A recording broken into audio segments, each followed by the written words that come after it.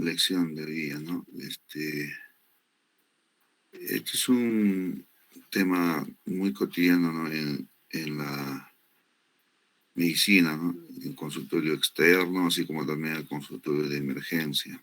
Vamos a encontrar pacientes, ¿no? Cada guardia, digamos, emergencia, siempre vamos a encontrar un par de pacientes, ¿no? Que vienen con problemas de dolor abdominal. ¿Ya? Y vamos a hacer la diferenciación, o sea, un diagnóstico diferencial con cuadros de abdomen agudo médico y abdomen agudo quirúrgico.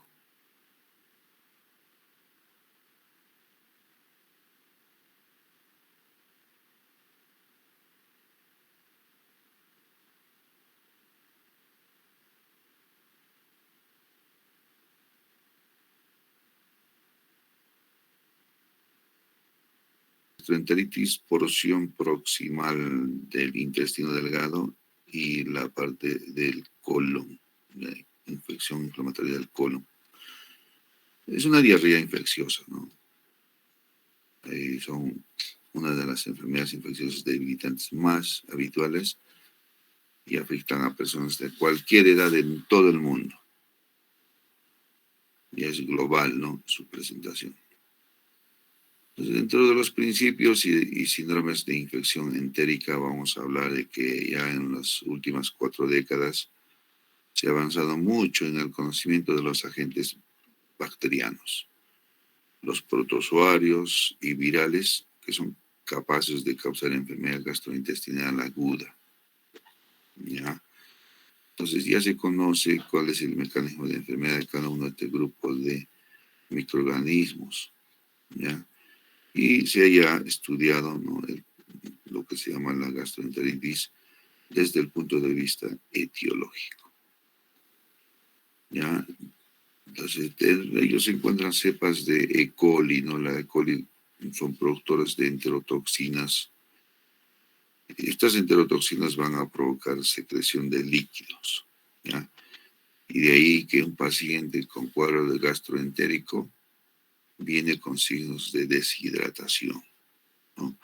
Hay una diarrea acuosa, ¿no? Una diarrea se puede acompañar de vómitos. Entonces, las pérdidas son más, ¿no? Por lo que es la deshidratación hídrica.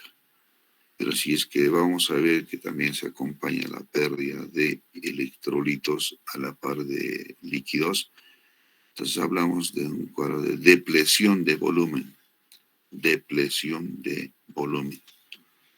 ¿Ya? Pérdida de electrolitos y agua. Hay otras cepas de E. coli capaces de causar destrucción tisular e inflamación. ¿Ya? Entonces hay también patógenos como el Vibrio cholerae. Entonces ha habido unas epidemias de Vibrio cholerae que realmente han cobrado mucho problema en la medicina, ya debido a que ha habido una incidencia, ¿no? De pacientes, ¿no? De casos nuevos. En Perú ha sido también uno de los países, ¿no? Donde se ha dado. Este cuadro del Vibrio cholerae es un cuadro agudo, ¿no? Que cursa con una deshidratación severa y el paciente puede fallecer con un shock hipovolémico. ¿Ya? La salmonela es un cuadro muy frecuente en el altiplano, ya, peruano. Tenemos zonas donde hay salmonela, ¿ya? Por ejemplo, en la parte de la provincia de Carabaya vamos a encontrar salmonela, como ya será común en la gente ya común, ¿no? Que puede afectar a la población, ¿ya? Entonces, este patógeno sí convive con el hombre en el altiplano, ¿no? Y hay brotes, ¿no? Por ejemplo, ahora en esta temporada de frío ya tenemos varios casos confirmados de salmonela, ¿no? Y luego disminuye, también en primavera puede aumentar. ¿Ya? Yersinia, el Campylobacter, Clostridium, el Clostridium, tenemos cuadros causados por esta bacteria, Cryptosporidium. Este Cryptosporidium sobre todo está en pacientes inmunocomprometidos. O sea, pacientes con VIH, ¿no? Es común encontrar en el estudio laboratorial de heces Cryptosporidium. Ciclospora, igual, con pacientes inmunocomprometidos. Rotavirus y norovirus, sobre todo esto en los extremos de la vida, en la infancia. ¿Ya? Tenemos agentes como Bacteroides fragilis, enterotoxigénico, colitis por Klebsiella oxytoco, asociada a antibióticos, y Laribacter hongkongensis, que son poco frecuentes, pero en el mundo sí ya está descrito. ¿Ya? Entonces, a nivel global, es una primera causa de mortalidad en los niños. Ya hay brotes epidémicos frecuentes y graves, ¿no? Ahora, en nuestro medio hay el motivo principal de consulta, lo que habíamos hablado al inicio, ¿no? Entonces, hay causa de absentismo laboral, ¿ya? Causa infecciones alimentarias, como podemos hablar, la diarrea del viajero, ¿ya? Entonces, nosotros acá en el hospital referencial de Puno tenemos la asistencia de pacientes turistas, ¿ya? Entonces, ellos van a tener que ser diagnosticados con este cuadro, diarrea del viajero, ¿ya? Entonces vienen con síntomas gastrointestinales, ya diarrea, hay vómitos, fiebre, malestar general. Ya se hace exámenes y se puede encontrar, ¿no?, el agente etiológico, pero ya nosotros sabemos que es un cuadro que está producido por bacterias, ¿no?, intestinales. Bueno, se calcula que la diarrea supone el 18% de todas las muertes en los niños menores de 5 años. Hay que tener importancia en este grupo etario. Los niños que fallecen por diarrea en países en vías de desarrollo también presentan deficiencias nutricionales relacionadas con las causas de muerte. Y se ha demostrado un ciclo vicioso de diarrea y malnutrición. Entonces, ¿quiénes lo padecen más? Los niños desnutridos, ¿ya? Entonces tenemos que ver esto, cómo es la valoración nutricional en estos niños, y de ende vamos a tener problemas diarreicos con frecuencia en este grupo. Ya, como cualquier infección aguda, se incrementa la demanda calórica, ¿no?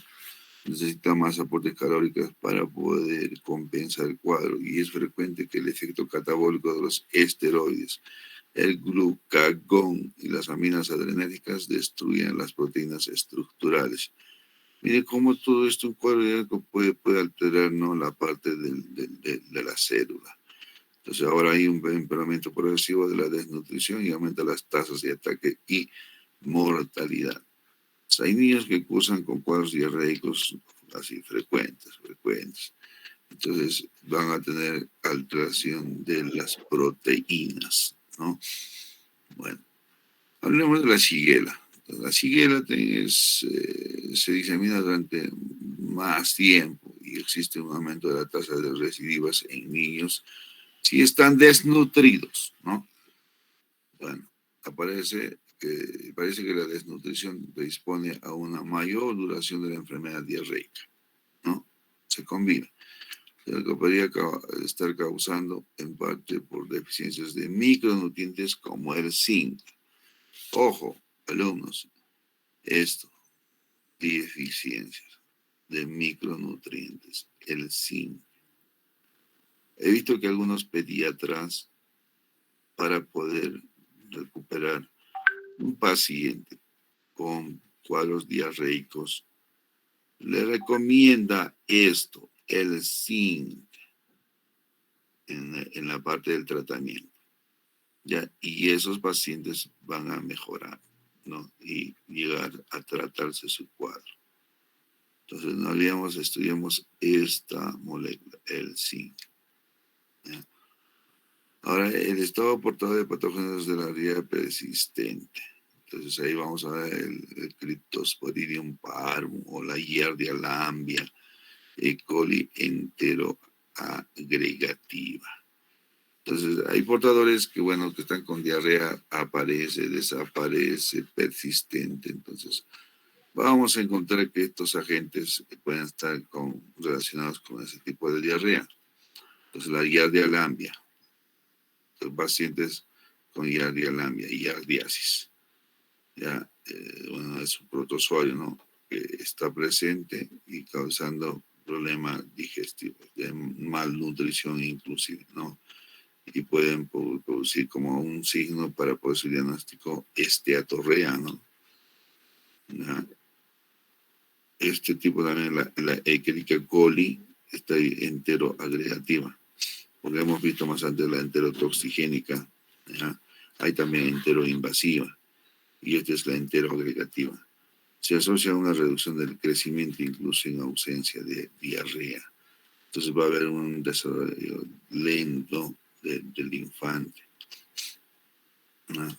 Bueno, hay factores epidemiológicos y ambientales.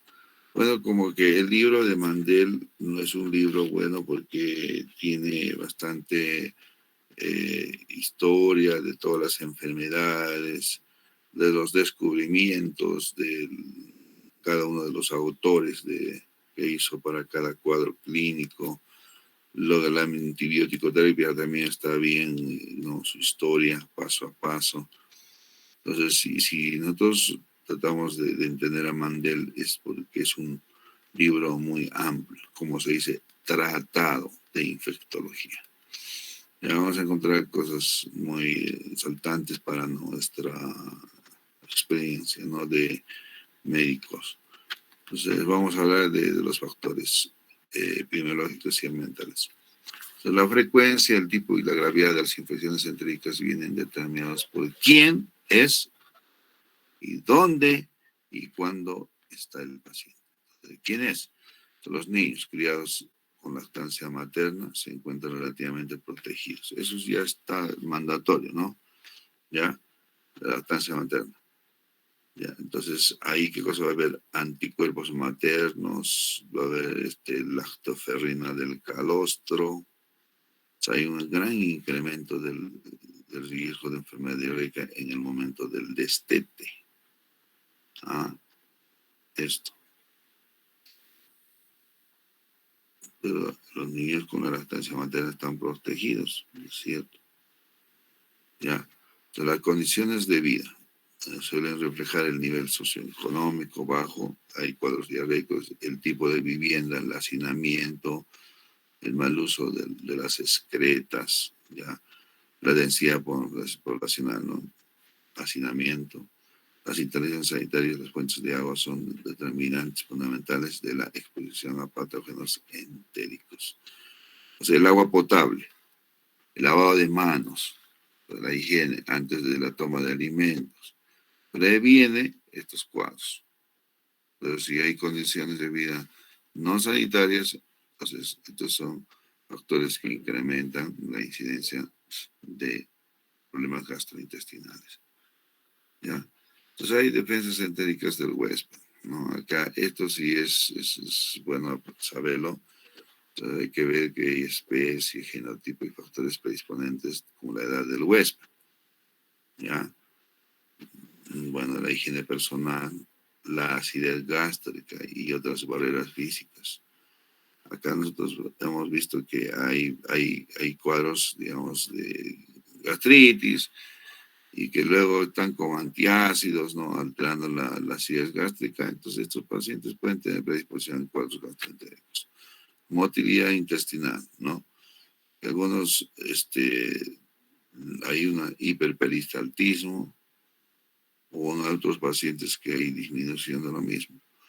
La microflora entérica, hay protección, ¿no? En algunas bacterias entéricas protegen al organismo y en otros estas bacterias protectores van a disminuir y va a haber un desbalance, ¿no? La inmunidad, sobre todo se habla de la fagocítica, la humoral, mediada por células. Hay factores de protección en específico presentes en la leche materna, ¿no? Receptores intestinales. Entonces, esto por parte del huésped, ¿no? Ahora, ¿dónde? Entonces, el segundo determinante epidemiológico de riesgo de infección entérica es dónde se encuentra el paciente. Acá hay un ejemplo, la E. coli enterotoxigénica y la enteropatógena es causante principal de la enfermedad en el trópico, la selva. Se dan las mayores cargas de parásitos, ¿ya? En el trópico. ¿Dónde? Entonces, el tercer determinante del riesgo es dónde se encuentra el paciente. O sea, la mayoría de las enfermedades entéricas en climas templados, ojo, aparecen durante los meses de invierno, ¿ya?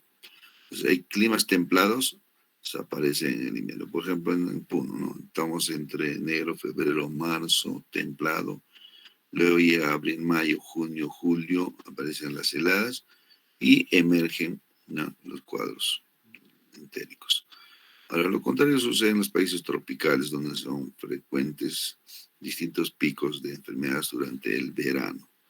O sea, en el trópico, en el verano. Especie, genotipo y edad del huésped, ¿no? Entonces, solo los primates y los humanos se infectan de modo característico por quienes. Salmonella, Cerobacter, tifi y especie Shigella, humanos y primates, ¿no? Ahora vamos a ver que si hay relación con grupo sanguíneo, ¿sí? Estos son más susceptibles a tener el cólera, ¿ya? Y es posible que, las del grupo A lo sean a la giardiasis, o sea, el grupo sanguíneo, a giardiasis. Entonces, esto hay que tener consideración, ¿no? De acuerdo a lo que es especie, genotipo y edad. Cuando el papel de la edad en la determinación de la sensibilidad del huésped resulta complejo, ¿ya? El ser humano, las infecciones rotavirales y por E. coli enteropatógena tienen una tendencia abrumadora a afectar a los niños pequeños, rotavirus, ¿ya? Y la E. coli enteropatógena. O sea, los niños, ¿qué van a afectar? Este grupo de microorganismos. Bueno, entre los factores del huésped hemos ya visto antes, bueno, los cambios relacionados con la edad producidos en la mucosa intestinal. Vamos a ver que el enterocito cómo está, cómo está en su función, ¿no? Cuando está alterado, no ayuda, ¿no?, a poder compensar o a poder hacer que la enfermedad se autolimite, ¿no? Son los factores de la superficie de la celular, la flora microbiana, la deposición ambiental y factores inmunitarios específicos. Bueno, en estos días, hablando de infectología, alumnos, hemos visto que hay muchos cuadros nuevos, ¿no?, que están alterando el sistema inmunológico, ¿ya? Entonces, dentro de los que alteran el sistema inmunológico, estamos hablando de los parásitos, microorganismos. Estos van a incluso afectar el corazón, ¿no? Partes de músculo. Se encuentra parasitosis en la mujer, en el útero, ¿ya? Alteran el intestino y con el tiempo estas enfermedades van a causar problemas oncológicos, ¿ya? Entonces, de ahí es importante cómo mantenemos nuestro estado inmunológico favorable, ¿no? Cómo. Entonces, esto es parte del huésped, ¿no? Entonces, además, los receptores específicos para adhesinas o toxinas microbianas pueden estar regulados por el desarrollo como en el caso de las enterotoxinas de Shigella, entonces el tipo Shiga, cólera, E. coli y Clostridium difficile. Ya, entonces, ¿qué podemos explicar con esto? En parte la predisposición existente en niños al síndrome hemolítico urémico. Entonces, lo que se llama el SHIU, el síndrome hemolítico urémico, que está relacionado con la toxina Shiga, ¿ya? Entonces, esa es también está relacionado con problemas gastroentéricos, ¿no? Bueno, dentro de los factores del huésped ya lo hemos visto más anteriormente, ¿ya? Pero bueno, hay otros factores protectores presentes en la leche materna y el suero.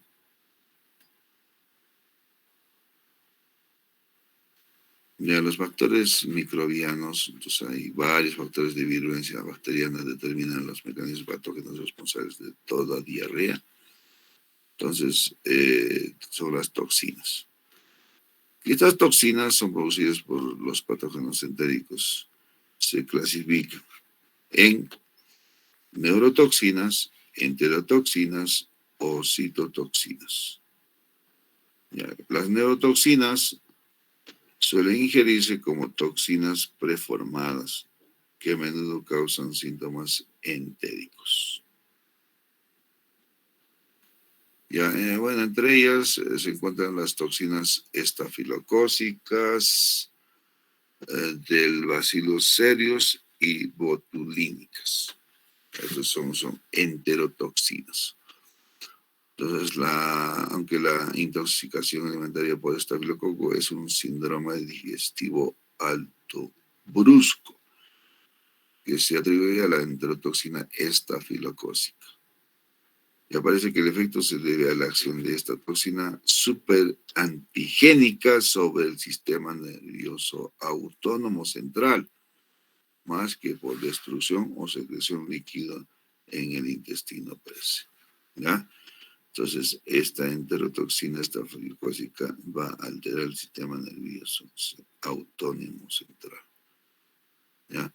La toxina botulínica posee un efecto principal sobre la unión neuromuscular, donde evita la liberación de la acetilcolina a partir de la vesícula presináptica.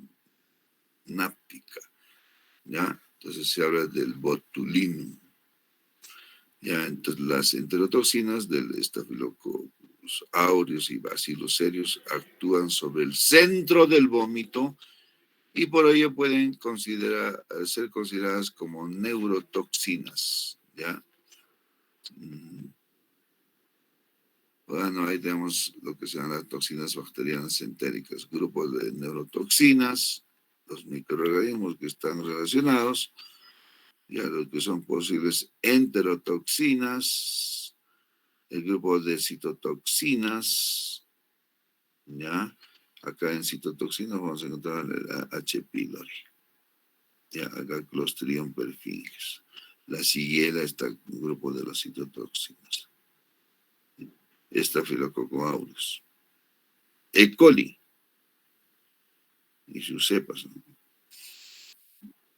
Ya de las enterotoxinas, bueno, la E. coli, el Vibrio cólera. Y de enterotoxinas secretoras, la Vibrio cólera, lo que está relacionado con la MPC5, la E. coli, la salmonella, Klebsiella, Shigella, disentería. ¿Ya? Y con neurotoxinas, obviamente, mire, hemos repasado el Clostridium botulinum, Staphylococcus aureus y Bacillus cereus. Son 3. Enterotoxinas, las auténticas enterotoxinas se definen como aquellas que poseen un efecto directo sobre la mucosa intestinal para provocar la secreción neta de líquido. Entonces, la toxina del cólera, bien claro, ¿no? Entonces, hace que el líquido salga del intracelular, ¿no? Hacia el y luego se produce una acumulación, ¿no?, de líquido a nivel de la luz intestinal para ser excretada. ¿Ya?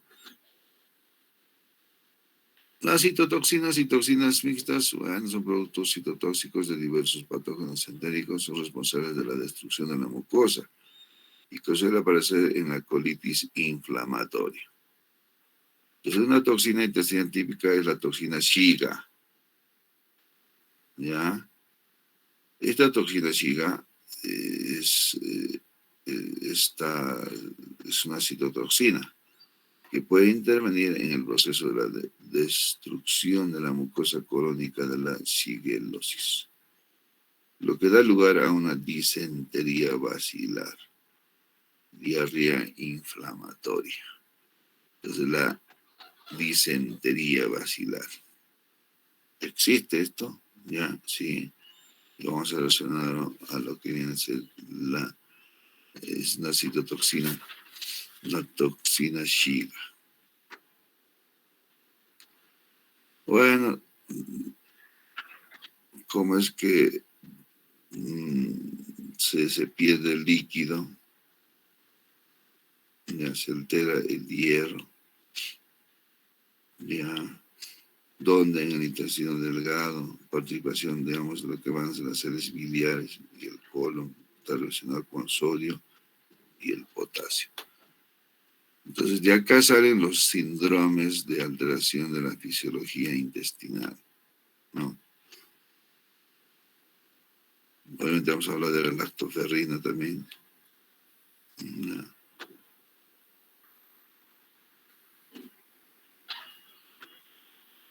Bueno, la enfermedad entérica puede deberse a interacciones entre los microorganismos y el huésped.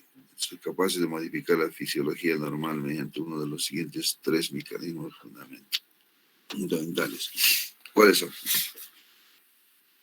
Uno, por modificación dedicada a equilibrio entre los flujos bidireccionales de agua y electrolitos en el intestino delgado proximal. Entonces, por toxinas intraluminales o por microorganismos mínimamente invasivos, como ejemplo, Giardia o Ciclosporidia. Ya mediante destrucción inflamatoria o citotóxica de la mucosa ileal o colónica. Mediante penetración a través de la mucosa intacta hasta el sistema retículo endotelial. Entonces, estos tres tipos de infecciones entéricas se describen en esta tabla. ¿Ya? Ahí está su mecanismo. No inflamatorio, inflamatorio y permanente. Son tipos de infecciones. Vamos a ver la localización. Entonces se habla del intestino proximal delgado, del colon, el intestino delgado distal. ¿Y cómo es la diarrea? En el proximal es una diarrea acuosa, en el colon es disentérico y en el intestino delgado distal una fiebre entérica. Ahora acá sí tenemos que detenernos. Nosotros cuando tenemos un cuadro entérico, vamos a pedirle, después de hacer la evaluación del paciente, ¿no?, en el cuadro clínico. Entonces, ingresa el paciente a tópico de emergencia, se toman las funciones vitales de lo que hemos hablado el día de ayer. Ya se toma ya las funciones vitales. Se encuentra, bueno, pues el paciente puede estar con taquicardia, ¿ya?, fiebre, en casos. Y inmediatamente se hace la evaluación por sistemas y lo que más se notea es la auscultación de los ruidos hidroaéreos en el abdomen. Entonces, si se encuentran los ruidos hidroaéreos incrementados en intensidad y frecuencia, ¿ya? Realmente los ruidos hidroaéreos son 8, 9 que aparecen. Algunos aumentan, ¿no?, por minuto. Y en otros también puede estar alejado. Pero en este caso están incrementados en frecuencia e intensidad.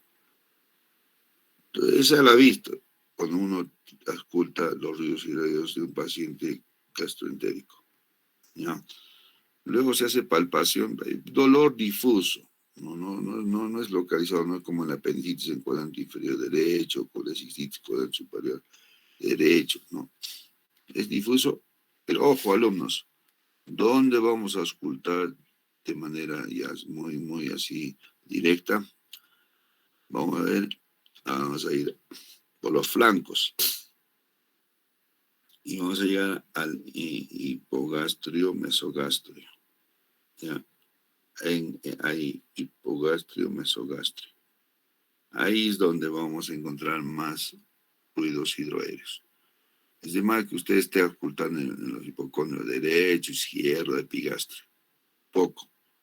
Ya tiene que bajar al mesogastrio, hipogastrio, flancos.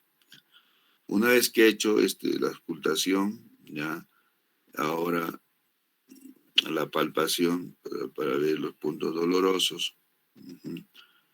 Entonces, vamos a ver la cantidad de orina que el paciente está, ¿no?, presentando. Está oligúrico, ya está oligoanúrico. Entonces, ya hemos visto en la clase anterior cómo se valora el riñón con la creatinina, ¿no? Pero acá, nosotros rápidamente tenemos que pedir exámenes. Hemograma, ya mandatorio, su hemograma, su reacción inflamatoria en heces. Anotemos, ¿no? Reacción inflamatoria en heces. Entonces viene el laboratorio y con el personal de salud de emergencia se toma la muestra. Una vez que se toma la muestra y se envía al laboratorio, y las heces ya se valora. Entonces dice, sin leucocitos en heces, quiere decir es no inflamatorio. No hay leucocitos. ¿Ya? Pero sí tiene cuadro diarreico. Ahora, hay leucocitos como polimorfos nucleares en heces, quiere decir que es inflamatorio. Es invasivo y está actuando las citotoxinas. Ojo. ¿Ya? Entonces, leucocitos abundantes, bueno, leucocitos 15 a 20. ¿Ya? Entonces, estos sí ya, se valora de que son heces que están dentro de un tipo de infección inflamatoria. Ahora, penetrante hay leucocitos mononucleares en heces. Ojo, mononucleares. Entonces, acá ustedes ya tienen que notear bien dónde estamos con polimorfos nucleares y dónde estamos con mononucleares. Si vemos que hay perforación o penetrante, entonces, y estamos hablando de intestino distal, entonces vamos a encontrar mononucleares. ¿Ya? Entonces, vamos a ver también que en el tipo 1 hay incremento leve o nulo de lactoferrina. Ya en el inflamatorio, lactoferrina muy elevada. Y en la 3 no sabemos, o sea, no es útil. Ya entonces los ejemplos de los microorganismos en cada uno de ellos. No inflamatorio, inflamatorio penetrante. Entonces en el inflamatorio tenemos Vibrio cholerae coli, Clostridium perfringens, Bacillus cereus, Staphylococcus aureus, Giardia, Lambia, rotavirus, virus tipo Norwalk, Cryptosporidium parum, E. coli, y Microsporidius, ¿no? Entonces, esto, Ciclospora cayetanensis, OPO, ¿no? Entonces, es un microorganismo que, bueno, lo han estudiado los de Cayetano y le han puesto, ¿no?, su nombre, Ciclospora cayetanensis. Ya, estos van a producir un cuadro diarreico no inflamatorio, que son enterotoxinas. O sea, hay una adherencia, una invasión superficial, ¿no? Ahora, los otros grupos que, bueno, están en el colon, bueno, hemos hablado de la disentería bacilar, ¿ya? Entonces, ¿quiénes la producen? La E. coli, Salmonella, Enteritidis, Vibrio, el Parahemolyticus, Clostridium difficile, Campylobacter jejuni, Entamoeba histolítica, ¿ya? Entonces son inflamatorios estos. Y los penetrantes, obviamente, mira, son pocos, pero está el Salmonella typhi, ojo, y Yersinia enterocolitica. Y por ahí ya se habla de Campylobacter fetus. Entonces, con este cuadrito ustedes ya han visto ¿Qué examen le tienen que pedir a su paciente? Un examen de reacción inflamatoria en heces. Ya coproparasitológico que posteriormente le estén pidiendo, porque el copro es seriado, ¿no? Una serie hoy día, mañana, otro pasado.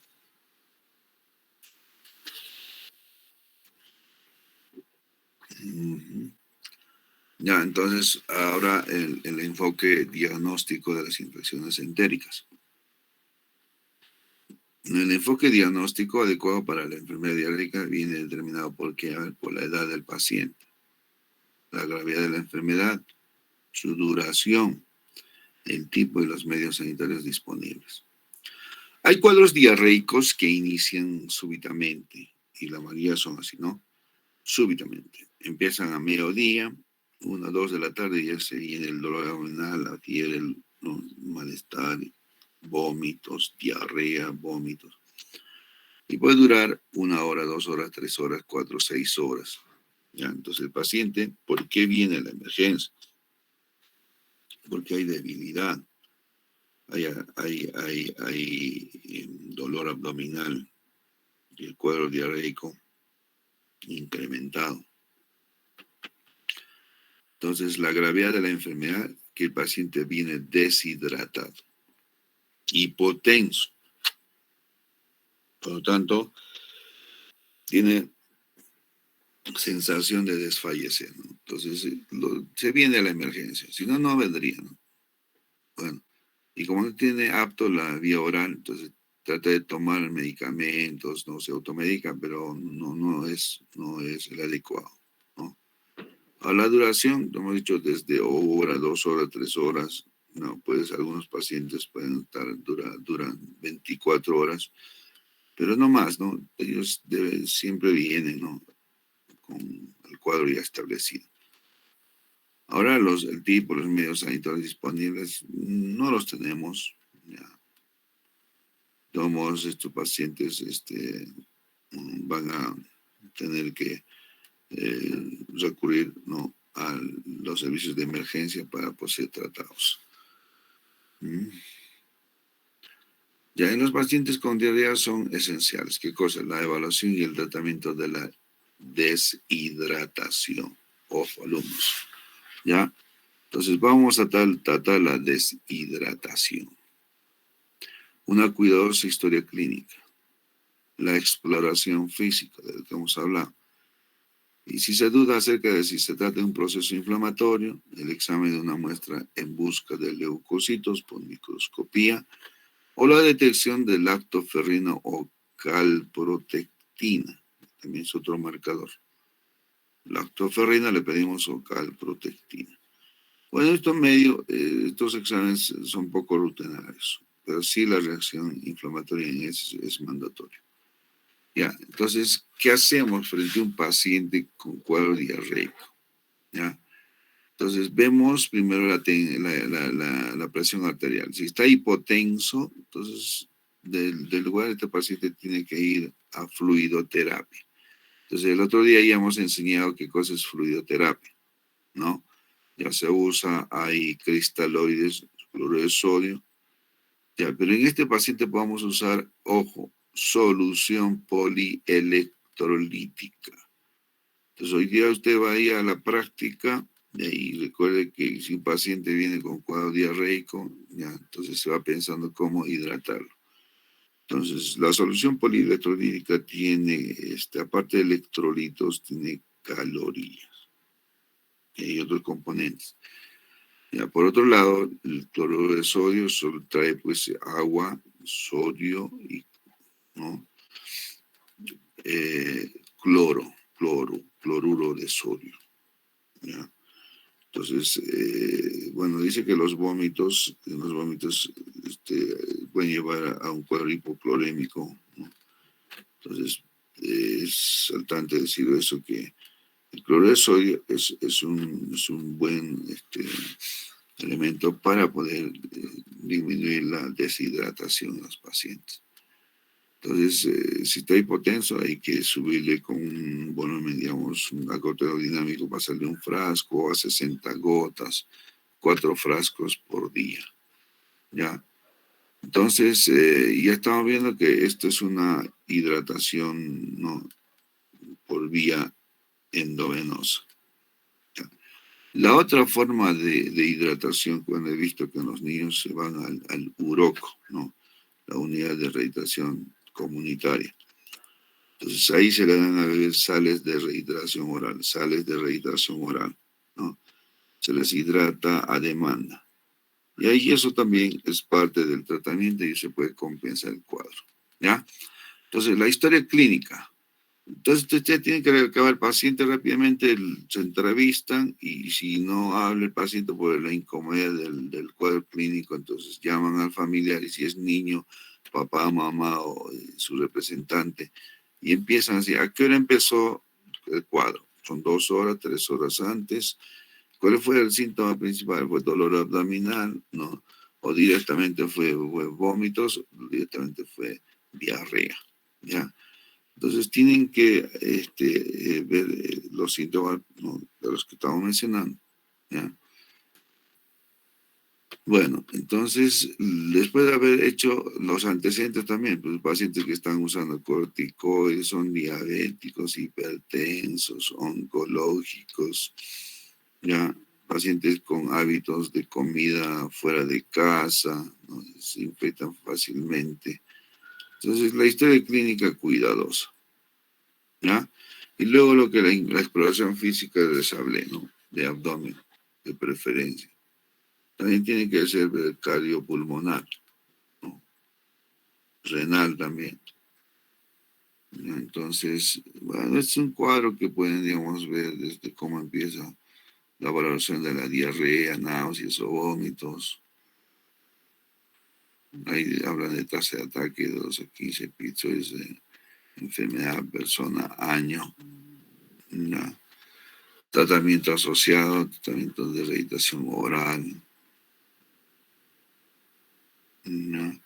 Hay que evaluar la duración si es mayor a un día, la gravedad de la deshidratación, la fiebre, algunas heces con sangre ya es disentérico y hay pérdida de peso. Y si tuviera todo este cuadro, entonces sí, entonces hay que hacer la exploración de antecedentes de fiebre o de tenesmo. El paciente va al baño y quiere defecar y no puede, tapujo, tenesmo, y sangre, mariscos, empleo de antibióticos, pérdida de peso. Todo esto tenemos que averiguar, ¿no? El viaje, el brote, felación sexual, ¿ya? Esas conductas sexuales, ¿no? De poder usar el ano como un elemento sexual. Ahí también preguntar, ¿no? Dolor abdominal, la inmunosupresión, ya, obtener heces para detección. Bien, entonces puede ser de parásitos, el copro parasitológico de las heces, tenemos suficiente una reacción inflamatoria de heces.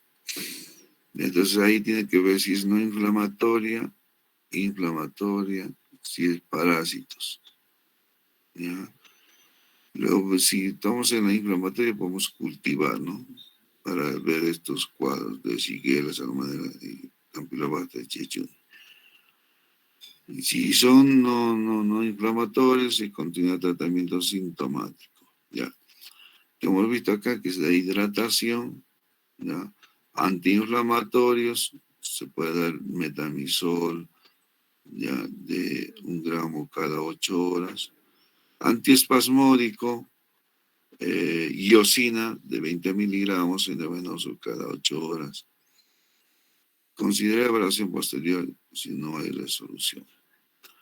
Ya, entonces, también directamente podemos dar antibióticos, ya, pero eso es un tratamiento empírico.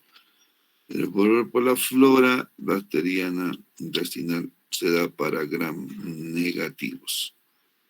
Para gram negativo, entonces le damos dosis de ciprofloxacino y esto tiene que mejorar Damos con ciprofloxacino de 200 miligramos endovenoso, ya. Así que vamos a segunda dosis, ya se compensa la hidratación y todo, su cuadro de deshidratación disminuye y el paciente puede irse a vía oral de manera ambulatoria con ciprofloxacino, 500 miligramos cada 12 horas o hasta 5 días. ¿Ya? Ahora, en otros son los parásitos, entonces hay que dar el tratamiento específico para cada parásito. Bueno, entre los focos de diagnóstico también de las infecciones diarreicas hay que diferenciar entre diarreas inflamatorias e inflamatorias. Hemos dicho eso. Y claro, la inflamatoria se caracteriza por presencia de leucocitos en heces. ¿Ya? Macroscópicamente hay restos de sangre, moco, pus, dice, con pus y sangre ahí puede haber fiebre y dolor abdominal. Ahora, en todos los pacientes con fiebre y diarrea inflamatoria adquirida fuera del hospital debería realizarse coprocultivo para salmonela, shigella y campylobacter. Bueno, dentro del tratamiento, ¿qué hacemos? ¿Cómo tratamos?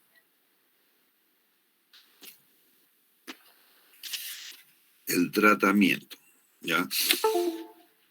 A ver, respiren profundo, muchachos. Ya estamos 10 minutos para las 8, ¿ya? El tratamiento. ¿Ya? Las medidas de salud pública para mejorar el suministro de agua y las instalaciones sanitarias son unos factores esenciales para poder controlar la mayoría de las infecciones entéricas. ¿Ya? Tener agua potable. No, agua potable. ¿Ya? Instalaciones sanitarias, no. Tener el baño con lavatorio, lavamanos, el inodoro, el excusado. ¿Ya? Y esto tiene que estar exento de vectores como la mosca, ¿no? Entonces, ahora la manipulación de excretas, ¿no? Tener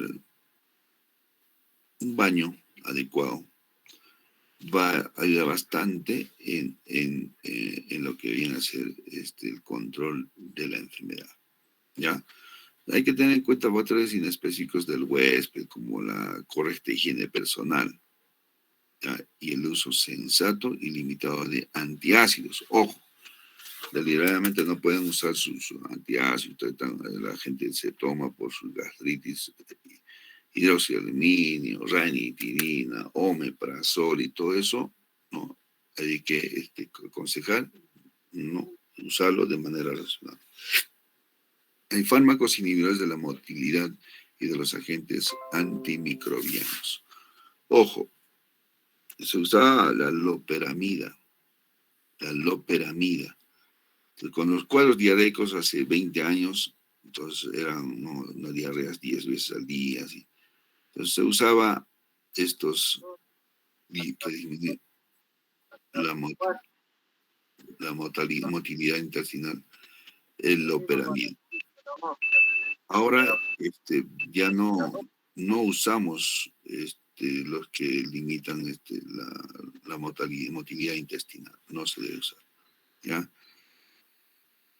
Ahora, en base al tratamiento de las diarreas agudas es la rehidratación, esa es la base, ¿no? Y hay que dar, si la ingesta oral es difícil y la deshidratación es severa, se utilizan soluciones intravenosas. Bueno, se habla del Rinker, ¿no? El lactato Rinker. Ya, pero nosotros usamos más solución polielectrolítica y cloruro de sodio.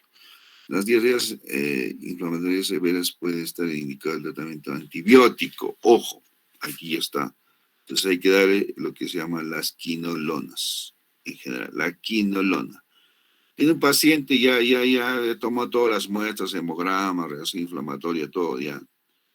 Entonces ya, por el cuadro y todo lo que viene a ser la epidemiología, yo empiezo ya con quinolonas. Y vamos a encontrar que el paciente en 2 horas, 3, 4 horas, el paciente se siente bien y va a pedir su alta. Es así, es rápido la evolución. ¿Ya? Y ahí está, se menciona la quinolonas, la fluoroquinolona. Ujú. Muy bien, entonces hasta ahí es el tratamiento de lo que viene a ser las enfermedades gastroentéricas, ¿ya? Entonces, sé que ustedes tienen muchas preguntas y están con muchas dudas y todo lo demás, ¿ya? Entonces, a partir del día lunes, ya vamos a hacer el horario ya cotidiano de cada mañana o cada día, por lo menos una hora nos vamos a reunir en el Meet para poder seguir avanzando ya los temas que vienen. Obviamente este tema podría ser de 2 horas porque nos falta la otra, las intoxicaciones alimentarias, ¿ya? Entonces, bueno, las mañanas son muy cortas para ustedes, ¿ya? Entonces, lo vamos a dejar acá, ¿ya? Entonces, nos estamos volviendo a encontrar en la siguiente clase. Voy a coordinar con el delegado, ¿ya? Bueno, el delegado podría darnos, digamos, la parte que si hacemos clase estos días, ya, clases ya virtuales, se pueden hacer de manera continua, ¿cierto? No son como las presenciales que tienen que desplazarse a establecimientos donde tienen que escuchar las clases como los salones, ¿no? De la universidad. Entonces, entre tanto, todavía estamos, ¿no? Haciendo el uso del Meet y es parte, ¿no? de la teoría. Ya, entonces a ustedes, alumnos, les toca ahora profundizar el mecanismo de enfermedad de cada uno de los agentes etiológicos, ¿no? Vamos a hablar de la salmonela, el vibrio cólera, la shigella, ya algunos parásitos por ahí, la Yersinia lambia, ¿no? Hasta en amoeba histolítica, todo lo que está mencionado. Entonces, pero la mayoría de todos los pacientes van a tener que ser hidratados. Ya se calma el olor, como he dicho, que se usa metamizol, se usa iosina, se baja la fiebre con metamizol propiamente, y el antibiótico que se usa, la fluoroquinolona. Bueno, algunos se van para gram negativos y anaerobios usamos metronidazol. En las infancias, en la infancia, en los pediatras usan metronidazol, ¿ya? Entonces, por ahí hay otra forma de tratamiento, hasta el sulfametoxazol, trimetropin, se usaba bastante antes, ¿no? El cotrimoxazol, ¿no? En jarabito para los niños. Y daba también resultados, pero ahorita tiene algunas contraindicaciones. Ahora, las quinolonas en los niños no se está usando, esto saben, ¿no es cierto? Pero ahora últimamente también dice que ya hay que usar, ¿no? Ciprofloxacino en niños. Pero hay una base de que el ciprofloxacino no se usa porque altera, ¿no? El cartílago de crecimiento y otras cosas, ¿no? Entonces, con cuidado esa parte, en los infantes, ya, el metronidazol se puede dar, y, y algunos componentes también ya de la pediatría propiamente, de los antibióticos, ¿no? Muy bien, entonces estamos ya terminando nuestra clase de hoy día y nos despedimos hasta la siguiente clase. Ya, eso es todo.